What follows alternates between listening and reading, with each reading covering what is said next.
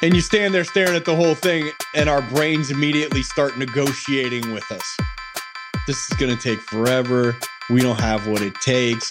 We're already behind. But none of that totalitarian piece matters, because the only thing that actually moves the needle is the 6 feet in front of us, right? One trench, one shovel, one bucket, one phone call, one rep, one gym doors opening, one uncomfortable conversation with a client or a subordinate or a team member, and that's it. Welcome to the Waste No Day podcast, a podcast specifically for and about the home services industry as it relates to plumbing, heating, air conditioning, and electrical. More than a podcast, Waste No Day is a credo, a determination, a mindset. It is a never-ending discipline. It is a refuse to lose pursuit. It is a wake-up call every morning to waste no day. Now here's your hosts, Brian Burton and Nate Minnick.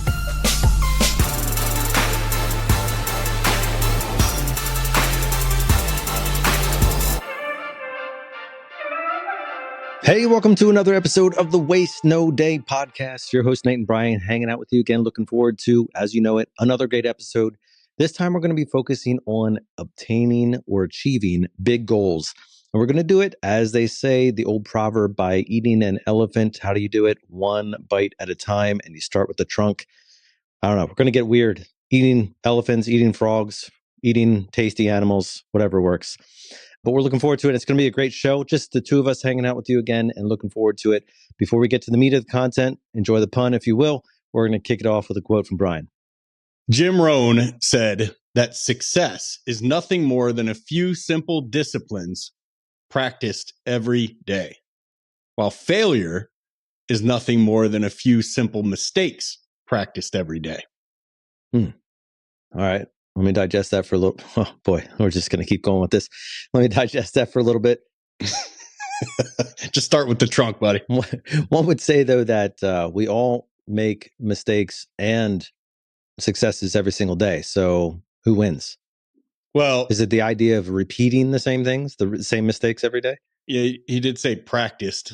So yeah, I would say it's maybe somewhat intentional on either side, be it the mistake or the discipline. But yeah.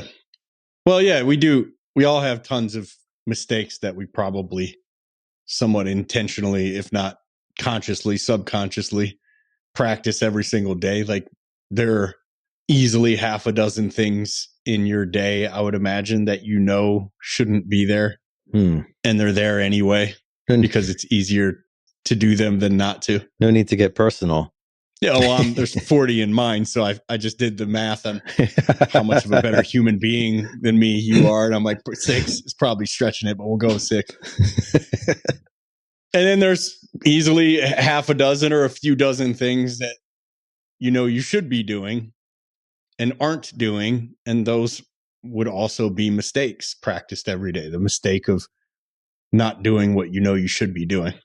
And big goals feel impossible, like when we're staring at the whole thing instead of, well, what I'll say the next 6 feet, right? And it's probably going to become a new mantra of mine, as we were talking about this in our morning meeting today with my Phoenix team. And it was either that or one bucket at a time. I don't know. Next 6 feet, one bucket at a time. And it came from talking about me and my teen years on the plumbing new construction job site in Clarkston, Michigan, like Farmington Hills. I lived in Detroit at the time, which sucked because we would drive out to these new construction job sites when I was 16, 17. And they would be in these amazing neighborhoods with these massive sprawling houses. And I would stand, I'm in the foundation, right? So for those who don't know much about the new construction of homes in the Midwest, you're standing on the dirt looking down into a rectangle, right? That has concrete walls poured or cinder block or whatever. And it's just a hole in the earth with walls. Like you're looking at a basement before anything else is up. And that's just the foundation of the home. Now this would be dirt floor, right? Nothing's done with the ground yet. And we would have sticks staked into the ground and yarn pulled from stick to stick and whatever color was ours, and a blueprint that I don't remember what we used to stick it to the wall, but I don't know, a putty or something. And we could see, like, it would be mapped out when I got there that, like, here's where the sewer line's going. And I would be there with my pickaxe, oftentimes in weather like what you're experiencing today. Nate just came in from sledding to record this Waste No Day episode. Yeah. So one more reason for the Minnick family to hate Waste No Day. So I'd be there with the pickaxe. I know what color I'm working with, yarn from stake to stake, and I just have to trench for the sewer line, right? And maybe trench for some branch lines, like to a laundry tub or whatever we might be branching off to. And notoriously, I would swing that pickaxe in the winter as hard as my 5'11", 150, 160 pound little frame could. And it would just clink on the dirt, and like a piece the size of a quarter would fling up in the air, and I would just be utterly defeated. Like, you got to be kidding me with this, right? But I remember looking at all of the whatever, let's say it was the blue yarn, and all of the trenching I had to do the first couple times that it was just me, or just me and another apprentice or whatever. And I would think to myself, like, this is an impossible task. Like, this is insane. And start digging and just get defeated and feel like I don't want to be here, and, you know, fire up the Newport and take the pain away. And I remember at some point I thought, like, I'm 5'11", plus I'm wearing some pretty thick boots. So if I like laid down flat, it would be about 6 feet. And I just thought to myself, let me just get the trench dug one of me, right? 1 6 foot trench, me and my boot soles. Suicidal thoughts entering your mind. No, just like, if I can just get that done, maybe by the time I get that done, it'll at least be lunchtime, right? And we can go eat and like warm up. And, you know, before long, you like pound out that 6 foot trench, and it's like, and we start at 7 a.m, and you would pound out that 6 foot trench, and it would be like 7:42 or 9:15 in the beginning, and then all of a sudden you're getting them done. It's like 7:42, and then 7:18, and you're like, oh crap! And you walk to the other side of the 6 foot trench, and you start the next 6 foot trench, and then the next one, and the next one. You start gamifying these things to where I look at the foundation, and I talk about the winter like it was the worst. The worst was when it would pour Michigan rain for 4 weeks straight, you know, and it's still gloomy, and now it's just loaded with water and sludge. That was actually worse, because you jam that shovel in, and you kick it in, and you go to, you know, you leverage the handle down and the shovel up, and it's like, and one of those, you know, it weighs 50 pounds, and you're just like, and you go to toss it, and it goes in the trench on your way over to toss it. I hate this. So, but yeah, so you get that 6 foot trench done, and the next one, and you get to the point where it almost becomes routine. And I remember playing these little games with myself where I'm like looking at it before we get started on one and thinking, how many of me do I think there are to get this trench done, right? And let's say I say there's 30 of me total, right?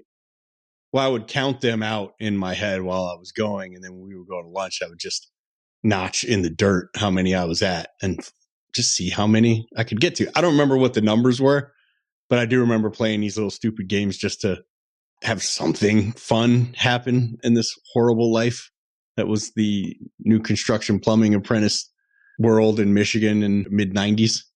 But that was one part of it, and it would just be like, you know, I have to do the whole trench. I only have to do 6 feet. And then you'd get the trench done, and the journeyman usually would come and lay the pipe, and I would hand glue and primer and tape measure, and I'm cutting pieces and handing the fittings over and whatnot.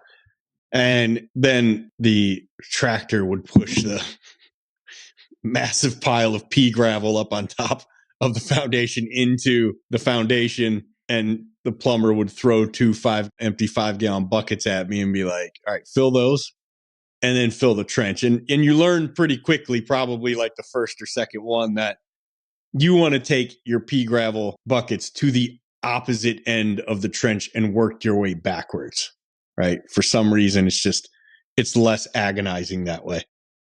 And I took 2 or 3 trips the first time. And I'm like 150, 160 pounds, 5'11", 6 feet in my boots. And I remember getting 2, 3, maybe 4 trips the first time. And a 5-gallon bucket of pea gravel has to be, somebody can do the math on this, but it's got to be, we were talking in the plumbing meeting this morning, saying about 50 pounds, but I would think it's probably closer to 60 or 70. But I remember, so I'm farmer carrying 100, 140 pounds, whatever it is, at 150 pounds. Not a fit dude by any stretch of the imagination at that time. Now I would enjoy that. Like I would be like, I'm getting steps in and I'm getting some traps going, and I'm like working my forearms, like, let's go. I'd be shrugging it the whole way, shoulders up and down. But then I was just in agony. And I felt like at any moment, shoulders were going to pop off at the joint like Mr. Potato Head. And I was just going to walk away from my own arms before I realized it. And I don't know how many trips it was with the buckets, but I remember being like, this is wild, right? So what you come to understand is I don't have to do the whole trench. I don't have to do the whole pile of pea gravel. And gravel, that's what you fill the trench in with. You lay some down, you put your pipe on it, and then you fill the trench in with it, because gravel, it gives the pipe a little bit of flex, right? Where the ground can shift a little bit, water can pool up, and all these things can move your piping, particularly at a joint. And the slightest bit of movement in piping that has about 1/8 of an inch of pitch per foot can give that piping a belly. And if you have a belly in that line, now you're going to have things build up right there and you're going to get clogs. And like here in Arizona, you have a 2-year builder warranty where if anything goes wrong with that plumbing system, the plumber that installed it for the builder is liable for it for 2 years. So I don't want to have to come back out on a call back and break this person's floor up or saw cut the floor up, and replace some piping. So we have to make sure this is perfect. So this is the reason we use pea gravel for those who aren't in the plumbing trade. But all I had to get was 1 bucket load right now. That's all I'm responsible for. I need to grab 2 buckets, grab the shovel, fill them with pea gravel, walk them over, pour them, and walk back 1 time, right? If you focus on the pile, you're screwed. If you focus on how much piping has to be covered, you're screwed. But if you can focus on the one task at hand, which is the 1 bucket load, 10 gallons of pea gravel walking over, then you're not bad off, right? And then you dump it, and then that walk back to get more, it's a breeze. You feel like you could jump 1 leap out of the foundation because you feel so light. And then the agonizing pain of the next load, right? But imagine finishing out a subdivision and now you're into the rough end and into the finish and all that. And then some time goes by and then you find out we got another subdivision bid and won the bid. And now we're going to go start all over again, man. Mm-hmm. I loved finish season. Like you're just going into the home and putting cover plates on and testing the mowing cartridges and like putting toilet seats on and wiping the frickin' electrician's boot print off the toilet lids and sweeping up all their frickin' wire clippings and replacing the lines that the HVAC jerk cut out because it was in the way of his return duct or whatever. Like it's non-important stuff, Yeah, I have some fond memories, but overall, I don't miss new construction plumbing at all. The real kicker of that story, Brian, is that had they just strung the yarn earlier, they could have had the excavator just trench it for you, and it would have taken him like 15 minutes. So, yeah, I'm sure like now in the 2020s, that's the case. But, I don't know anything about the crew I was working with compared to today's standards of being efficient and be like, they were good plumbers. I know that. Like all these guys were master plumbers and they were very meticulous with the details on stuff. But this seems like an unnecessary step in the process, doesn't it? There's a little trial by fire for the apprentice is what it was, and some laughing I'm sure matter for for the master plumbers. Mm-hmm. Yeah, that's a great place to start, Brian. Maybe we should hit the review before we get into the content. You're already on a roll, but we always like to take a little bit of time to share somebody who's taking the time to share with us. Yeah. And we love hearing from you and hearing your reviews and what the podcast, the guests, and the topics have been doing for you. So, Brian, who do we got today? Forever grateful for this podcast. 5 stars. I've been listening to this show for a few years. It's part of my routine. This show makes Monday the best day of the week. It's helped me a ton. We don't do sales training at my shop, so this is where I get my training and book recommendations. Loved the boot camp too. This show is not just for sales tips. It's totally great for mindset. I downloaded my favorite episodes and listened to them when I'm feeling down or just feeling lazy. Highly recommended. From Alex and Callie. Like that. You know, it'd be cool if from now on, when you post a review, post your favorite episode title. Yeah, I was just thinking that. I'd love to know what Alex's are. That's awesome.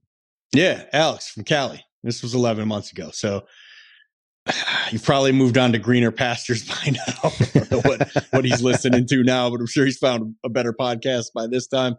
But if not, if you've just been completely deaf to the podcast world and are still listening, what's your favorite episode? Let us know. Figure out how to let us know on social media or something. But that'd be a cool thing to hear on reviews. Like, what are people's favorite episodes?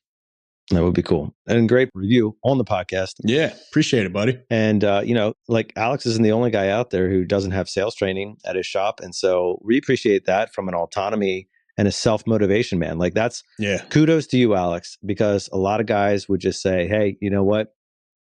I'm just going to get mine and I'm just going to do whatever they tell me to do and sure, look out for me. But you're leveling up. Like you're doing the things that a lot of people do not organically do. In fact, a lot of people don't do them, even if it is placed right there in front of them. A lot of guys don't listen. They don't apply, even if they do have sales training.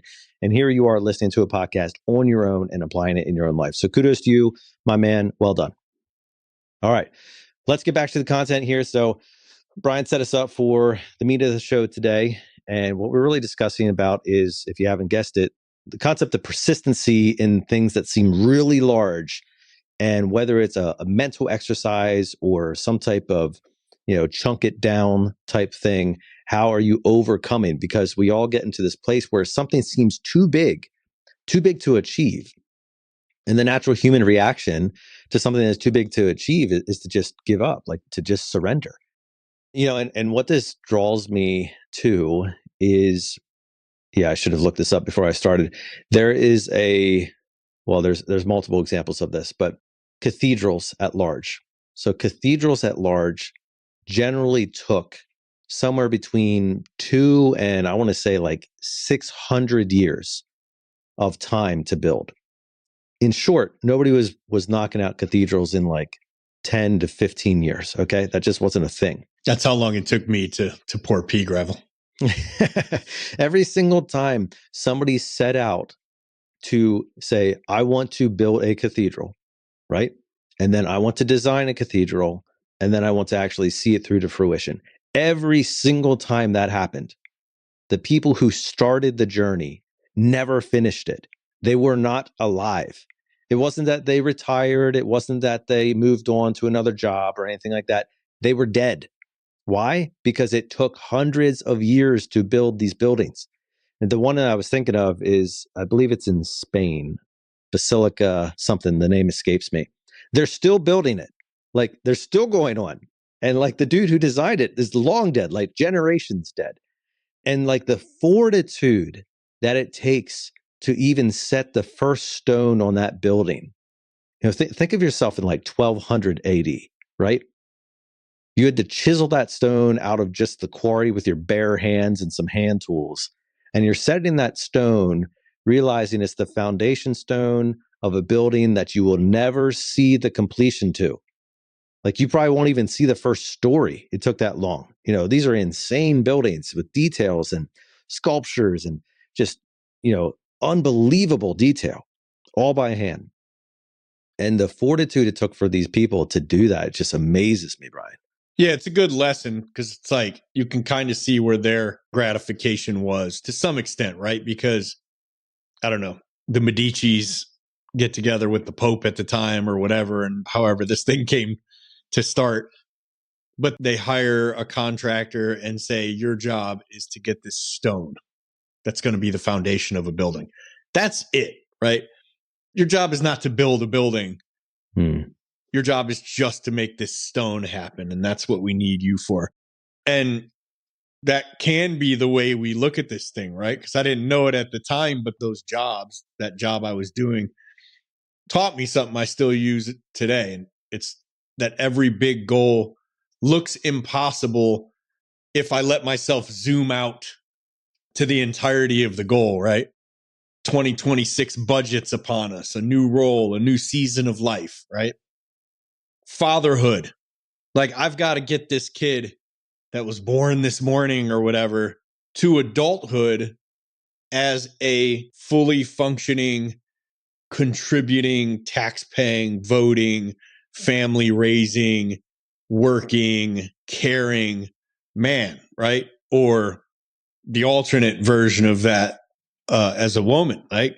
And if you look at it, you're like that. I'm like, I don't have the tools, right? I'm barely that, right? So I'm not equipped to make this little thing into that. Just keeping him or her from dying is going to be enough work for me, but I'm certainly not equipped for all those things. And you stand there staring at the whole thing, and our brains immediately start negotiating with us. This is going to take forever. We don't have what it takes. We're already behind. But none of that totalitarian piece matters because the only thing that actually moves the needle is the 6 feet in front of us, right? One trench, one shovel, one bucket, one phone call, one rep, one gym doors opening, one uncomfortable conversation with a client or a subordinate or a team member. And that's it. It's just this one bucket that I'm looking at right now. The gravel part is the one that really sticks because it's like, I got so far by digging the trench that it felt like my job should be done for a week. But it wasn't even the hardest part of the job that day or whatever day it finished, right? The trench was already dug. Like this, now it's all downhill skiing. The hard part felt like it should be over, but now comes the part that just hurts. And it's literal just pain, right?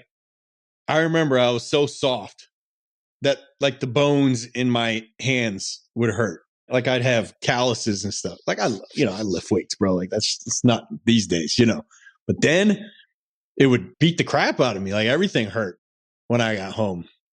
And it was just over and over and over and over. And there was no applause. And there was no such thing as a shortcut. And I don't know if there's enough of that today.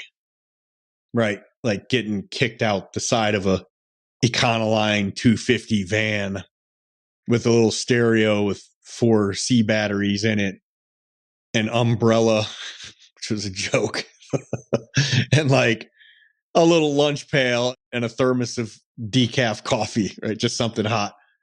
So I think that it's a good thing to go through. I think I don't want to go through it again for sure, but I want my son to go through these kinds of things. And I'm certainly glad I did, but I wonder if there's enough of it in the instant gratification generations that have come after me. And it's getting more and more, even to the point where I struggle with instant gratification and with looking at the elephant from 30 yards back saying, I'll never be able to eat that whole thing, right? But because I have the experience with it, it makes me be able to say, I don't have to eat a whole elephant. I just have to eat a bite, right? I don't have to dig a whole trench. I have to dig 6 feet. It's 2 buckets, baby. No big deal. So we tend to think progress should feel lighter as we go. And sometimes, or most of the time, it gets heavier as we go, doesn't it? Because the responsibilities load up. And when we get to a place where at one point in our life was the dream, right? The goal was to be this, to get here. Now, all of a sudden, you have all the work still, and you might have a lot more help with whatever that work was, but you have more work, different work, and heavier and heavier responsibility. And as you get older, less and less natural energy, right? And that doesn't mean we're doing it wrong. Doesn't mean we're doing anything wrong. It just means we're getting closer. So I couldn't think about 30 or 40 trips left. If I did, I would slow down or stop. All I could do was grab my buckets, start walking, dump them, spread them with the shovel. I would make that part take forever sometimes. And then do it again and again and again. And eventually, with zero fireworks and zero people standing up top applauding me, the job was done. And I remember sometimes I'd be like, after the finish, you know, we'd be on one job and the new owners of another job that we had done are like walking the property or whatever. And I would see them over there and I'd be like, I wonder if they know how hard I busted my back for them to have that sewer line there. You know? You see him and you're just like, you don't even know how good you got it while you were at your desk, right? All of this got done for you. For me to make, bear with me, $7 an hour. Mm-hmm. Yeah. That's what I was making back in my apprenticeship days. But that's how this works. So we don't eat the elephant by stretching our jaw out like a python, right? Or by being tougher than everyone else. We get the elephant down by refusing to quit before the next bite. I just got to get that one more bite. And then that one more bite. Not the whole thing. So thought this would be a good episode to at least record in January. Don't think it's going to quite drop in January, but it's January while we record it. And I know we said recently that the Waste No Day boot camp was going to be the end of February, but Nate lied about that. All right. So I apologize for Nate. He's lying. He doesn't care about you audience members. He just doesn't. It looks like the first 2026 Waste No Day boot camp will be Thursday and Friday, March 19th and 20th in Phoenix. But believe me, when we know 100% for sure, it will be on the website, wastenoday.com. We'll be promoting it all over Blue Collar Closer. If you're not in that group, I ask again, what are you doing? What are you waiting for? You pretend you want to get better. Right now, there's kind of a try before you buy, experience the place, get the community in you, a little bit of the classroom, a little bit of the live calls, $49 a month, right? $49 a month. It's in the notes, the show notes of this episode. Check it out. So we'll post it all over there. We'll post it on Facebook and Instagram and everywhere else. And then we'll also be yammering about it nonstop on here until the tickets are sold. When we release the tickets, they will go into the Blue Collar Closer community first. They will have 48 hours to buy the tickets. And then if there are any left, they go to the general public. Anywho, most overwhelm isn't even real. So it's imagined. It's our brain fast forwarding to the end and convincing us that we're already tired, oftentimes before we've even started. And that's the hard one, right? And I remember building Blue Collar Closer. I feel like it took me a couple months to even actually start. I was in this, air quotes, planning phase for like 2 months. I mean, I've been planning in my head for years, right? But when it came time to actually start building the community, I decided on the school platform, SKOOL, to host it. And it was very difficult to actually get started. And then the work was pretty tremendous, carrying a full-time job, certainly carrying the lion's share of this podcast on my back, and a family and all the other things I partake in. And then adding that to it, it just meant, well, we've talked about it on here. It meant going to bed at about 11 and getting up at about 3. for a long stretch, probably 2, maybe 3 months. And to the point where my daughters, my 11 and 8-year-old, did these projects at school. It's really cool. It was like something like, who are your heroes? And Madeline, my 11-year-old, said, she wrote it. I'm going to obviously frame this thing when I finally get it, when the semester ends. It said, my daddy is my hero because he works so hard to provide everything for us. He barely sleeps, but he still makes time to play with us. That's awesome. And I was like, yeah, that last piece right there, baby. Come here. Right in front of everybody. Come here. Give me a hug. Yeah. So, yeah, and it was a lot of work like that. But like, it was a lot of work on the one task that I have to do right here, right now, right? Like, what's the one thing I could be doing that's going to have an impact? And you start working on that thing, right? Right now, all we need to do is carve this stone out, as Nate was saying, for the foundation. And that's it. I don't have to worry anything about the stained glass windows that are going in 86 years from now. That has nothing to do with me and this current moment. So we just get to work on the foundation. And I was standing in those foundations. Nothing about the work changed from trip to trip. Same bucket, same distance, same pea gravel. The only thing that changed was what I let myself think about. And that's so crucial. The moment I thought about how many trips were left, I slowed down. My shoulders and hands hurt more. My knees got a little buckly. Everything felt heavier. But when I stayed present and kind of quietly celebrating the end of one bucket run and pouring, I was amped every single time. I know it sounds stupid, and it is kind of stupid, but many of us are wired this exact way. I needed the win in every bucket dump, right? And that carries over everywhere. Guys say they're overwhelmed at work, but what they really mean is more likely they're trying to solve an entire year in one afternoon. We're trying to fix our entire financial life that took 20, 30, 40 years to get here in one evening. Our marriage, our kids, our health, our fitness level, our career.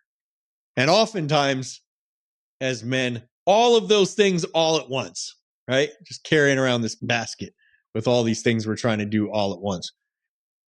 Of course, that feels crushing. It would be crushing. That's a lot of weight to try to do all at once. And momentum comes from shrinking that frame to saying, what's the one thing we can do next that actually matters? Not the 10 things, not the perfect plan.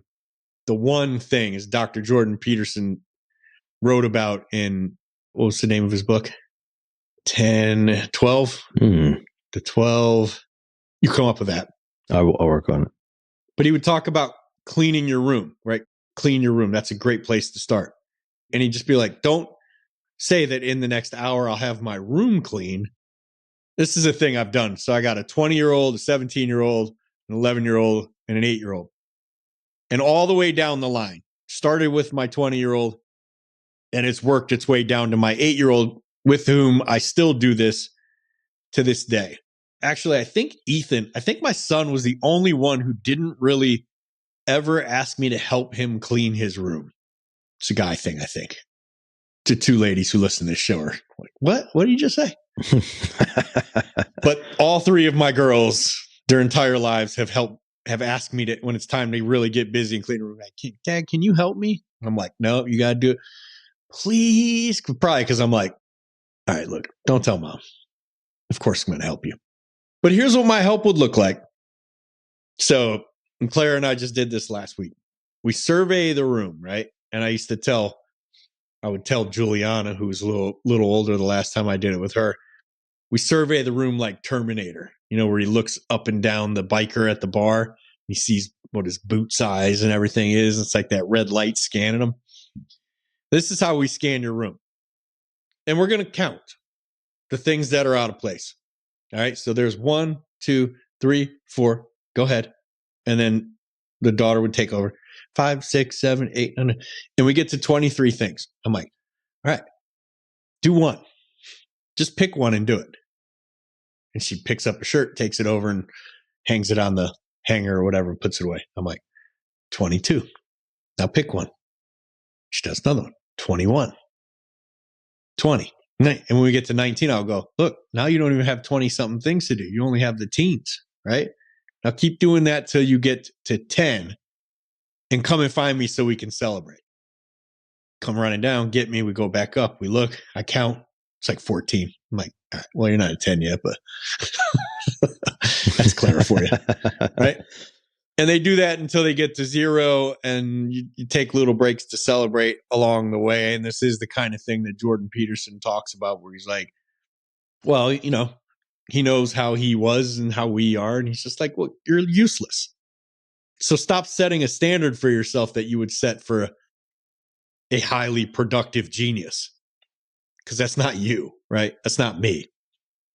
Set the standard for someone as useless as me and be fairly merciful on yourself, or nothing's going to get done. So, right. So just say, I'm going to clean up 3 things in my room today, or one little corner of the room. And you just go to that corner and you start cleaning it up. And you forget that corner done and you still got a little pep in your step, which you probably will, because that's how momentum works. Then you keep going. So do that, and then earn the right to worry about the next step, not the whole room, but the next corner of what you're going to do, right? And this is why consistency annihilates intensity every time. Because as we know, you can spend 35 minutes brushing your teeth every Sunday, or 5 minutes brushing your teeth every day. Who's going to have cleaner teeth in a year? It's consistency. No different than the gym, although Mike Mentzer might have something to say about that if he was still around, right? It's just consistency. It's the person who goes 5 days a week and just does, you know, good reps, good sets, good intensity is going to destroy the person who goes every other week and gives it 110%, but only goes every 2 weeks, right? It's not even going to be a comparison. So we don't need a breakthrough. We need another bucket. We need another shovelful, another rep, another day showing up when you don't feel like it. That's a dying skill, isn't it? But that's how common people like me build uncommon lives. And common or average people build significantly above average lives and experiences. It's just momentum and consistency. Because of the Matthew principle, right? To he who has more will be given, and he will have in abundance. And then the opposite is also true. From he who has not, even what little he has will be taken away. And if you're curling up in that ball in whatever it might be, laziness, depression, whatever it is, and you sink in on yourself, things are going to get a lot worse real fast. But if you start making moves, things get a lot better real fast, like lightning fast. Not in that second, but in the following days that turn into weeks, that turn into months, that turn into years. You blink and you realize your life is significantly better and a year has gone by. Right, buddy? Yeah, Brian, that Peterson book is 12 Rules for Life, by the way, if anybody's curious about that. Yeah, 12 years for life. Yeah. And I like what you're saying, Brian. Spot on. Great book. Awesome book. We don't talk about that book enough, but we should. So I'm reflecting upon what you're saying, and I think there's 2 different types of elephants.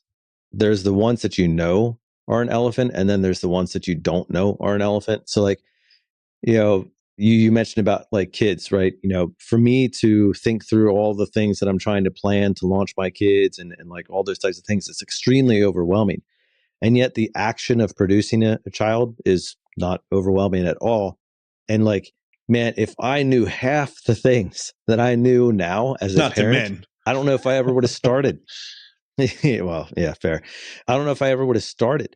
And like, it's because you just like immaturity, inexperience, you know, whatever you want to say, you don't really understand the ramifications, the consequences, the difficulty, the challenges, the intensity, the maturity, and all these things that it's going to take to raise this child.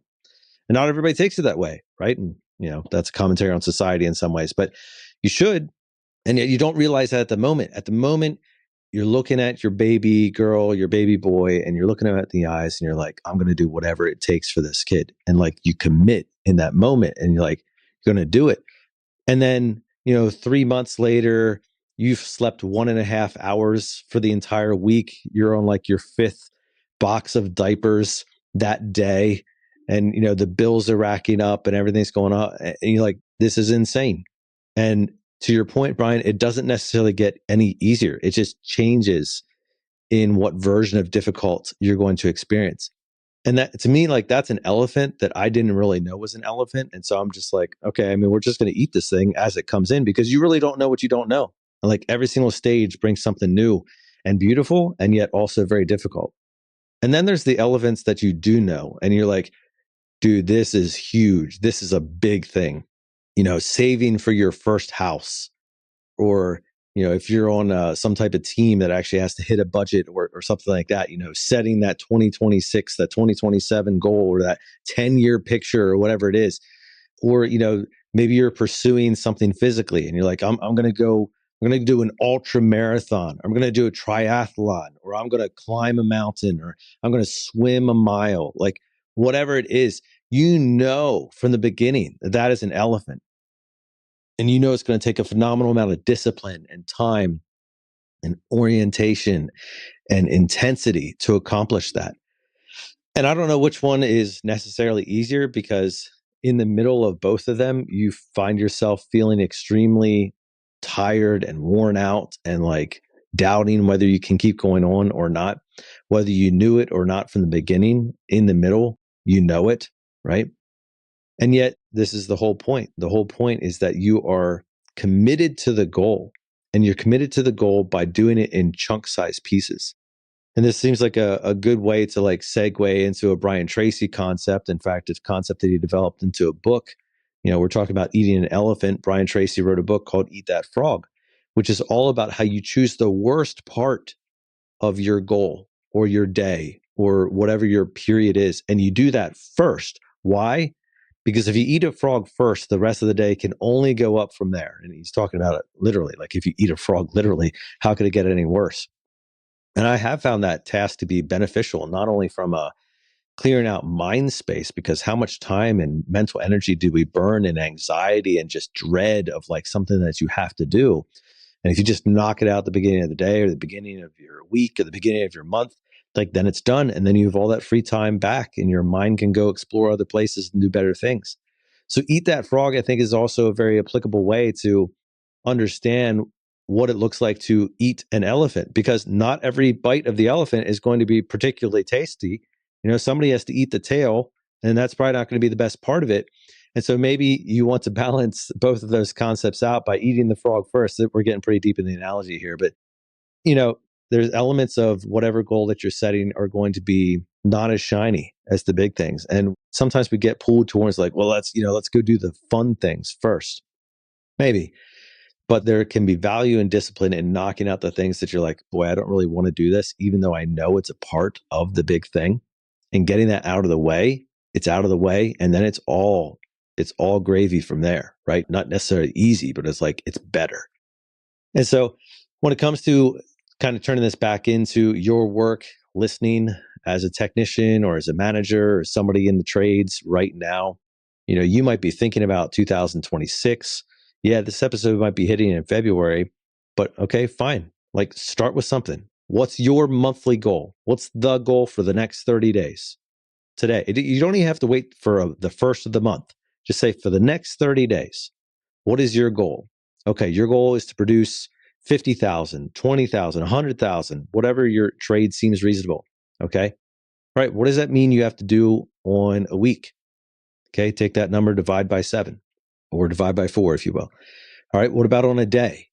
Take that number, divide it down. Okay. Do you run multiple calls in a day or is it a single call? Okay. Multiple calls. Okay. Divide by that number, right? You just keep going down, keep going down, keep going down until you get it to a chunk size, digestible piece where you can say, I can do that. And you might start off by saying $100,000 a month. That's insane. I could never do that. until you figure that out and you back it all the way back and you say, well, wait a minute, it's only such and such per call. That's only such and such per day. I can do that, right? That's how it works. And then, here's where the contrarian in me wants to say, well, yeah, but I could never run at that pace for that period of time. That's an unsustainable pace, Brian. Like, that's crazy. I would have to do this much every single call. I can't do that much every single call. I mean, yeah, sometimes I do it. It's great. But every single call, that's crazy, Brian. What do you say to that guy? Well, you're right. Like, if you're running, like if it takes everything in you to be able to run your calls that effectively and get what you need out of your call, you won't be able to run every call that way, right? And I know it probably sounds counterintuitive, but we just got done with this exercise. We have them up on the boards in the training room. We absolutely break it down from the year to the month to the week to the day, but we don't break it down to the by call level. And while we focus heavily on opportunity averages and conversion rates, for the team, every Monday morning, we will cover what they set their monthly target at, what their daily is, and where they're at for the month and where they're supposed to be based on what their goal is and whether they're red or green. The number is written in red or green. We don't break it down to a per call because it's like, if you have 3 calls today, you don't need to divide your goal by 3 and do that number 3 times. You probably just need to do really well on 1 call, right? Probably. That's the idea. Because, I mean, you're an absolute elite if you're running a combination of service calls, free estimates, and maintenance calls, and you're converting at 90% on all. You're elite, right? You're in the top of the top. But even if you are, that still means every 3 days you're going to get a 0, right? So you can't say divide it by the 3 calls I'm going to run, but you have your daily number. But you do need to be able to hit your calls with the intensity that they require. And oftentimes I'd say if you have to run at full out energy expenditure the entire day to do that, you probably lack a process. And I got a process, the GoPro system that I designed for myself in a truck and has now seen 6,000 evolutions since then. But I was running as hard as I could on every call and burning myself out before that. And then I could run at like 60% energy once I had a system in place and convert at much higher rate at a much higher sale average. So I would say if it requires that, you don't have a system. And if your system requires you to run that hard, it's probably not a great system.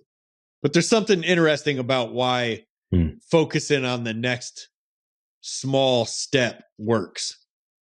Because it's not just productivity, it's psychological. We as human beings don't actually function well when the future becomes too abstract, I guess is the word I'm looking for. You can check that. When the goal gets too big, it stops being a guide and actually starts feeling like a threat to us. And my favorite philosopher or psychoanalyst or whatever he was, Carl Jung, a lot of inspiration for a lot of Tool songs and Jordan Peterson. Jung talked about order and chaos often. Too much chaos and we freeze, right? It's just, we go into fight or flight. Too much order and people stagnate. The 6 feet in front of us sits right in that balance for me, right? The 2 buckets and where I have to go with them is just right in between the order and the chaos. It's structured enough to act on, but small enough not to make us feel overwhelmed.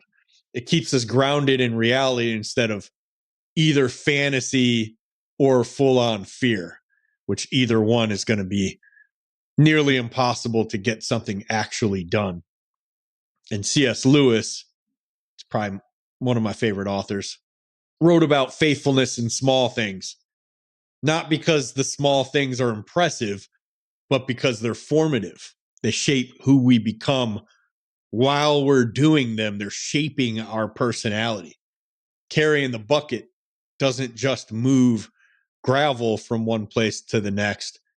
Alex Hormozi talks about this a lot, just kind of extracted from Proverbs, but the work works on you more than you work on the work, right? So the act of doing is turning you into something more than it's actually affecting whatever it is that you're working on. It builds a kind of person who can be trusted with more responsibility later, right? Among many other things. And Peterson often points out in the book that meaning is found in voluntarily taking on responsibility that's appropriately sized, not heroic responsibility, not crushing responsibility, but just enough to stretch us a little bit further than yesterday without breaking us.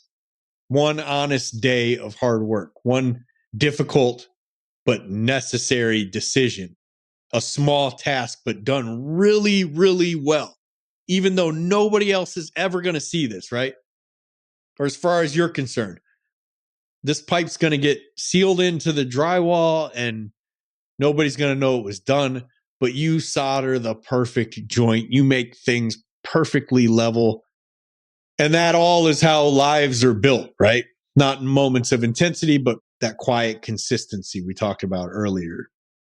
We don't become someone capable of big things necessarily by aiming at only big things. We become that person by repeatedly doing small things we know we should do, whether we feel like it or not. And I know that's the part that sucks. The elephant doesn't disappear because we take a bite. It's, I don't know, how many bites would it take to eat an elephant? Thousands?